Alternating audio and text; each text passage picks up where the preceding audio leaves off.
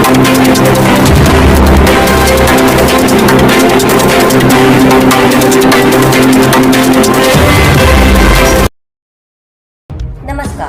आप देख रहे हैं आरपीएस समाचार। मैं हूं अलका आपके साथ। देश दुनिया की तमाम बड़ी खबरों को जानने से पहले आइए रुक करते हैं आज की खास खबर की।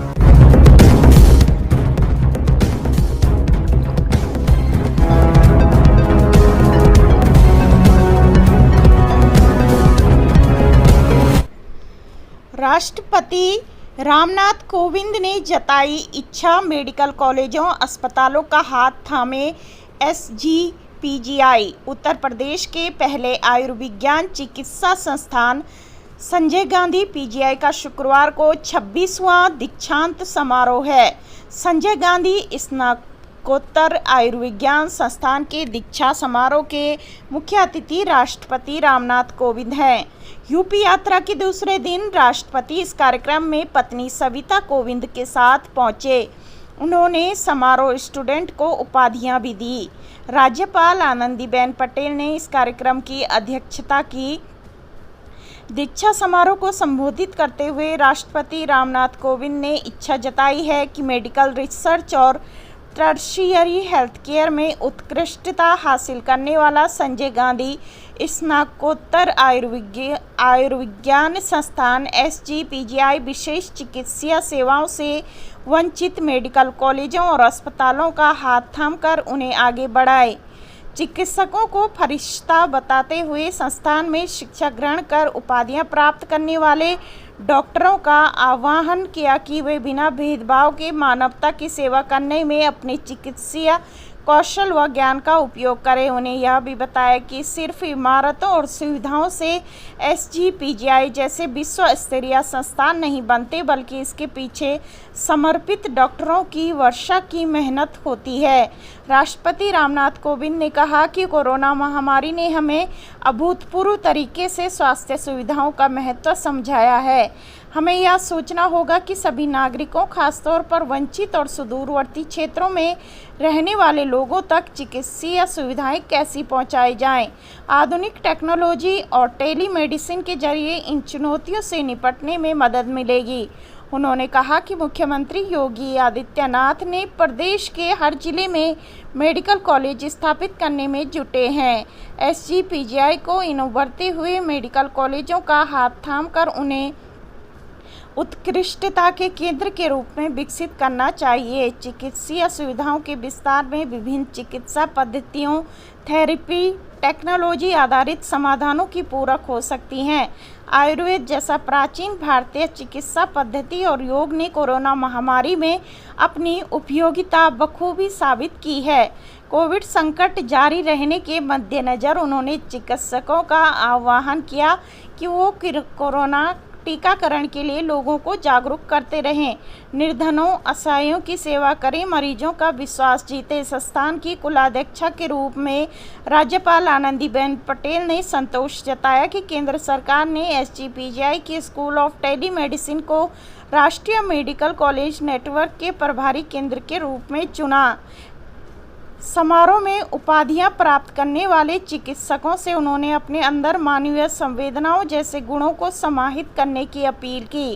कहा कि मानवता के प्रति संवेदनशीलता आपको सामाजिक उत्तरदायित्व का बोध कराने के साथ साथ आपके विचारों को भी परिपक्व करेगा। उन्होंने कहा कि मेरी कामना है कि आप श्रेष्ठ चिकित्सक बने, निर्धन और असहायों की सेवा करें और मरीजों का विश्वास जीतें।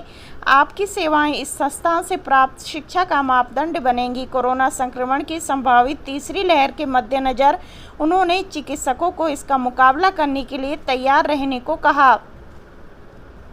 नवंबर में शुरू होगी एयर एम्बुलेंस सेवा, एसजीपीजीआई निदेशक ने बताया। संस्थान में इमरजेंसी मेडिसिन विभाग, गुर्दा प्रत्यारोपण केंद्र और एयर एम्बुलेंस सेवा इसी साल नवंबर से शुरू होगी। मधुमेह के मरीजों को सभी चिकित्सीय सुविधाएं एक छत के नीचे मुहैया कराने के लिए एडवांस डायबिटीज सेंटर का निर्माण भी इसी साल हो जाएगा। लीवर प्रत्यारोपण कार्यक्रम को गति देने के लिए हिप्टोलॉजी विभाग को प्रारंभ किया जा चुका है। 1980 को रखी गई थी आधारशिला। लखनऊ के संजय गांधी स्नातकोत्तर आयुर्वेदिक विज्ञान संस्थान की आधारशिला 14 दिसंबर 1980 को रखी गई थी। लगभग 41 वर्ष पूर्व उत्तर प्रदेश की राजधानी लखनऊ में एक सुपर स्पेशलिटी उत्कृष्ट चिकित्सा सेवा केंद्र स्थापित करने का विचार सोचा गया और इसी विचार को मूर्त रूप देने के लिए 14 दिसंबर 1980 को भारत के तत्कालीन राष्ट्रपति नीलम संजीवा रेड्डी के इस संस्थान की आधारशिला रखी। 1982 के उत्तरार्ध में इसके निर्माण का प्रथम चरण का आरंभ हुआ।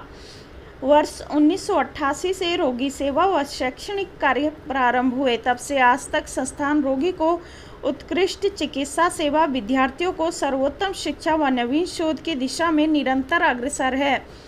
119 विद्यार्थियों को मिली उपाधियां। समारोह में विभिन्न चिकित्सीय पाठ्यक्रम के 119 विद्यार्थियों को उपाधियां प्रदान की गई। इस अवसर पर राष्ट्रपति ने संस्थान में उत्कृष्ट कार्य के लिए 4 चिकित्सकों शोध छात्रों को अवार्ड दिए। स्तन कैंसर पर अनुसंधान के लिए एंडोक्राइन सर्जरी विभाग के डॉक्टर गौरव अग्रवाल को प्रोफेसर SR नाइक अवार्ड, अनुसंधान के क्षेत्र में उत्कृष्ट कार्य के लिए एंडोक्राइनोलॉजी विभाग के PhD छात्र संगम रजत को प्रोफेसर S अग्रवाल अवार्ड, सर्वश्रेष्ठ DM विद्यार्थी के लिए professor RK Sharma award, clinical immunology and rheumatology विभाग के डॉक्टर पंक्ति मेहता और सर्वश्रेष्ठ MCH विद्यार्थी के लिए professor RK Sharma award, urology विभाग के डॉक्टर सीतांशु काकोटी को प्रदान किया गया। इससे पहले संस्थान के अध्यक्ष व मुख्य सचिव RK तिवारी ने SPGI की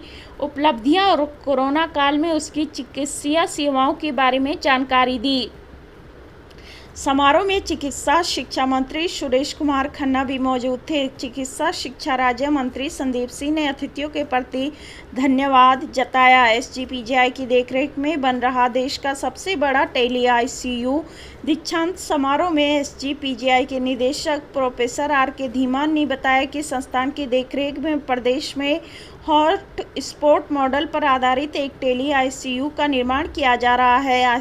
ICPGI इसके हब के रूप में काम करेगा। यह टेली ICU गोरखपुर, कानपुर, प्रयागराज, झांसी, मेरठ और आगरा के मेडिकल कॉलेजों के 200 ICU बेड को जोड़ेगा। नवंबर में शुरू होगी एयर एम्बुलेंस सेवा। SGPGI निदेशक ने बताया कि संस्थान में इमरजेंसी मेडिसिन विभाग, गुर्दा प्रत्यारोपण केंद्र और एयर एम्बुलेंस सेवा इसी साल नवंबर से शुरू होगी। मधुमेह के मरीजों को सभी चिकित्सीय सुविधाएं एक छत के नीचे मुहैया कराने के लिए एडवांस डायबिटीज सेंटर का निर्माण भी इसी साल शुरू हो जाएगा। लीवर प्रत्यारोपण कार्यक्रम को गति देने के लिए हिप्टोलॉजी विभाग को प्रारंभ किया जा चुका है।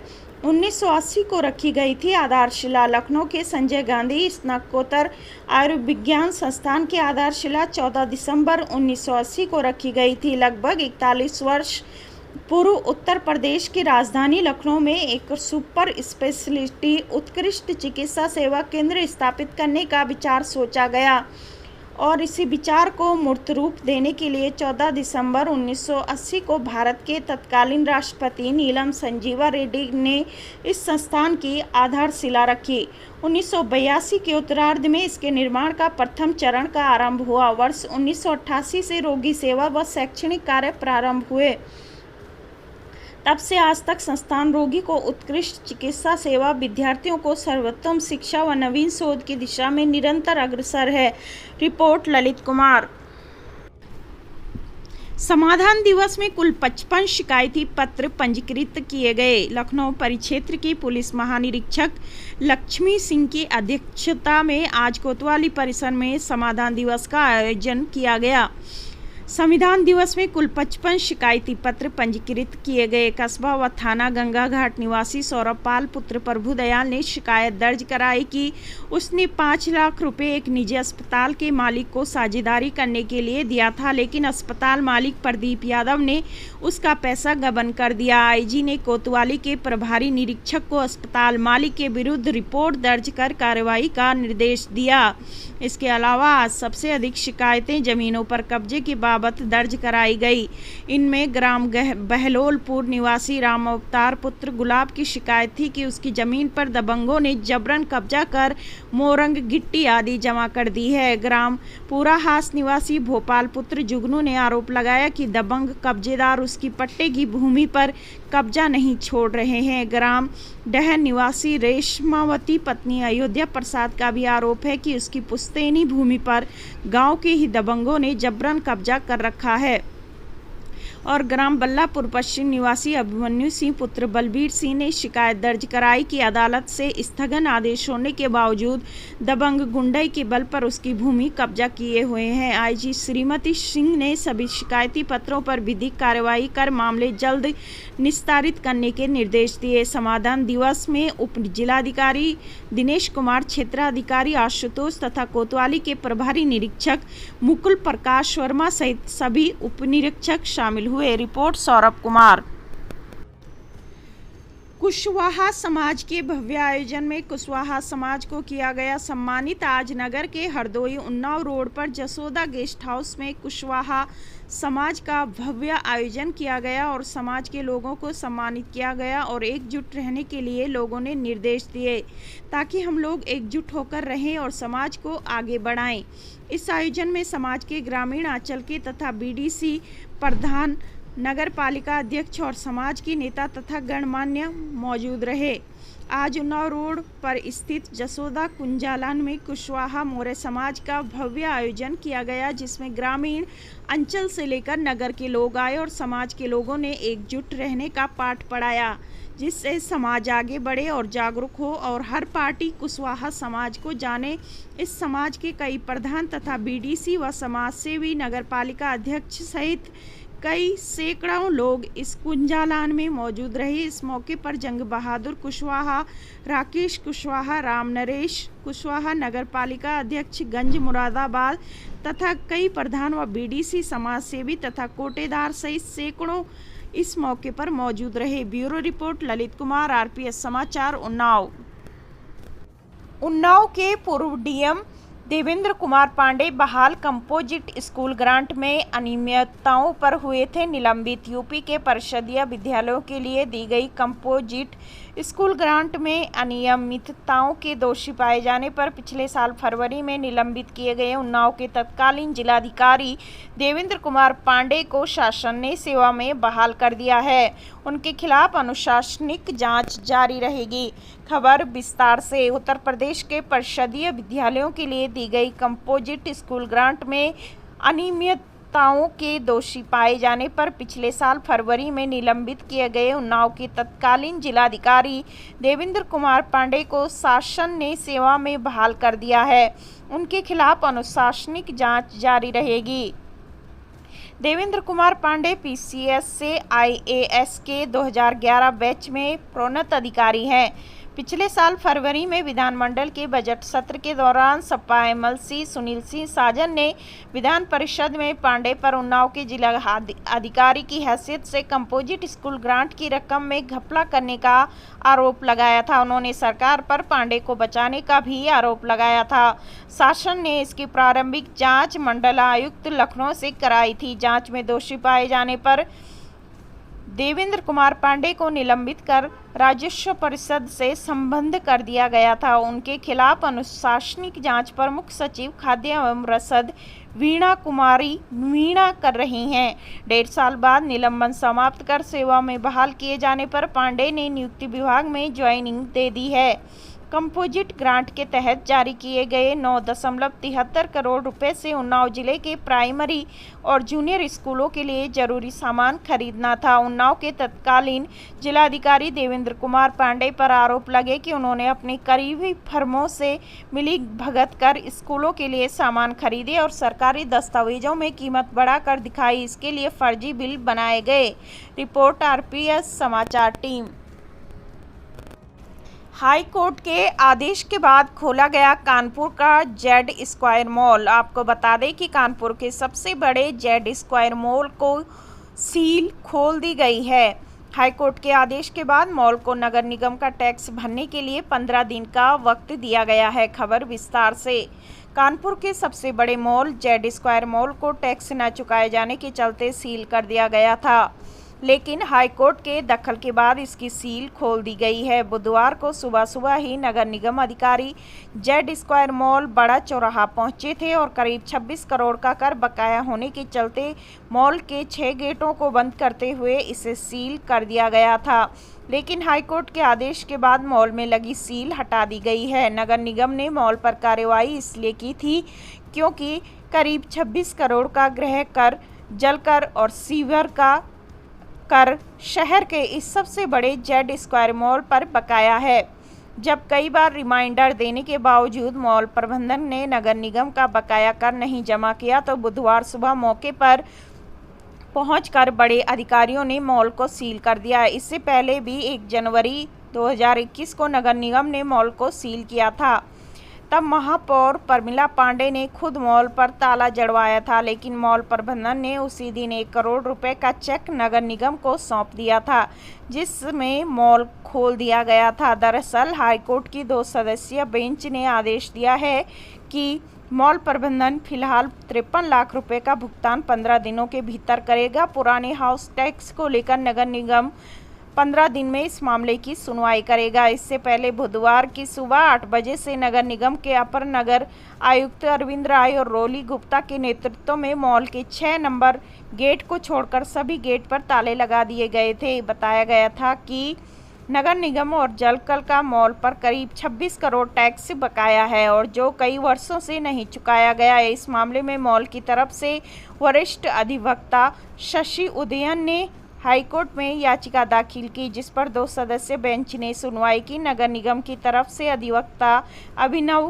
कृष्णा ने जिरह की। मॉल की तरफ से कहा गया कि 26 दिसंबर 2014 को संपत्ति का वार्षिक मूल्यांकन 3 करोड़ 53 लाख रुपए के करीब लगाया गया था। इसके खिलाफ वर्ष 2016 में चुनौती दी गई, जो अभी हाईकोर्ट में लंबित है। 15 जून 2021 को मौजूदा बकाया भुगतान को लेकर 1.5 करोड़ रुपए का वर्तमान बिल दिया गया। 10 करोड़ 44 लाख के करीब रुपए मिलाकर 14.5 करोड़ का बकाया दर्शाया गया, जिसमें ब्याज भी शामिल है। याचिकाकर्ता ने कहा कि 26 दिसंबर 2014 को जो डिमांड की गई थी वह न्यायपूर्ण नहीं है। कानपुर के सबसे बड़े जेड स्क्वायर मॉल की सील खोल दी गई है। हाईकोर्ट के आदेश के बाद मॉल को नगर निगम का टैक्स भरने के लिए 15 दिन का वक्त दिया गया है। रिपोर्ट आरपीएस समाचार टीम। आयुष विश्वविद्यालय के शिलान्यास कार्यक्रम में झूमकर बरसे बादल, राष्ट्रपति बोले इंद्रदेव भी आशीर्वाद देने आए हैं। राष्ट्रपति रामनाथ कोविंद ने गोरखपुर के पिपरी में उत्तर प्रदेश के पहले आयुष विश्वविद्यालय का शिलान्यास किया। इस विश्वविद्यालय का नाम महायोगी गुरु गोरखनाथ आयुष विश्वविद्यालय है। शिलान्यास कार्यक्रम के दौरान अचानक जोरदार बारिश शुरू हो गई तो राष्ट्रपति रामनाथ कोविंद ने अपने संबोधन की शुरुआत में ही इसका स्वागत कुछ अलग ढंग से किया। उन्होंने कहा कि भगवान इंद्रदेव भी अपना आशीर्वाद देने हम सब के बीच में आए हैं। भारतीय शास्त्रों में एक मान्यता है कि कोई शुभ कार्य यदि संपन्न हो रहा हो, उस दौरान यदि आकाश से पानी की बूंदें गिरने लगे तो उसे कहा जाता है कि यह शुभ से अद्यतम शुभ हो गया है। यह संयोग है। जब हम लोग सुबह लखनऊ से चले तो मौसम की भविष्यवाणी के अनुसार हमें लग रहा था कि गोरखपुर में बारिश होने वाली है, लेकिन कभी कभी मन में संदेह यह होता था कि बारिश यदि शाम को हुई तो हमारा शिलान्यास का कार्यक्रम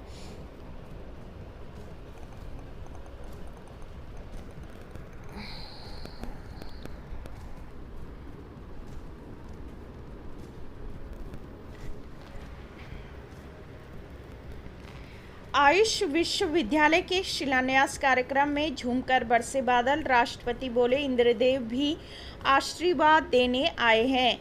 राष्ट्रपति रामनाथ कोविंद ने गोरखपुर के पिपरी में उत्तर प्रदेश के पहले आयुष विवि का शिलान्यास किया। इस विश्वविद्यालय का नाम महायोगी गुरु गोरक्षनाथ आयुष विश्वविद्यालय है। शिलान्यास कार्यक्रम के दौरान अचानक जोरदार बारिश शुरू हो गई तो राष्ट्रपति रामनाथ कोविंद ने अपने संबोधन की शुरुआत में ही इसका स्वागत कुछ अलग ढंग से किया। उन्होंने कहा कि भगवान इंद्रदेव भी अपना आशीर्वाद देने हम सबके बीच में आ गए हैं। भारतीय शास्त्रों में एक मान्यता है कि कोई शुभ कार्य यदि संपन्न हो रहा हो, उस दौरान यदि आकाश से पानी की बूंदें गिरने लगे तो उसे कहा जाता है कि यह शुभ से अधिकतम शुभ हो गया है।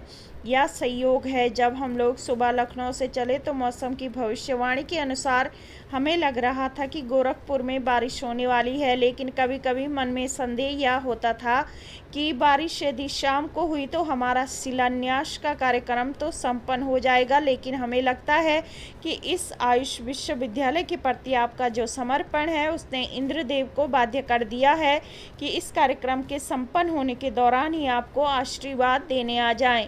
राष्ट्रपति ने कहा कि गुरुओं की महिमा बताने वाले गुरु गोरखनाथ ने कहा था कि सुख स्वर्ग है और दुख नरक। शरीर निरोग रहे, इस ध्येय को सफल बनाने के लिए यूनिवर्सिटी की स्थापना हो रही है। शरीर को स्वस्थ रखने के लिए विभिन्न चिकित्सा पद्धतियां हैं। केंद्र और प्रदेश सरकार ने अलग आयुष मंत्रालय का गठन किया है। इससे सत्र और स्तर दोनों बढ़ेंगे। शोध संस्थान की भी स्थापना होगी। उन्होंने कहा कि उत्तर प्रदेश के इस विश्वविद्यालय का नाम गुरु गोरखनाथ के नाम पर रखना सार्थक है। गोस्वामी तुलसीदास ने भी गोरख की प्रतिष्ठा की है। उन्होंने बताया कि राष्ट्रपति भवन में आरोग्य वन को स्थापित किया जा रहा है।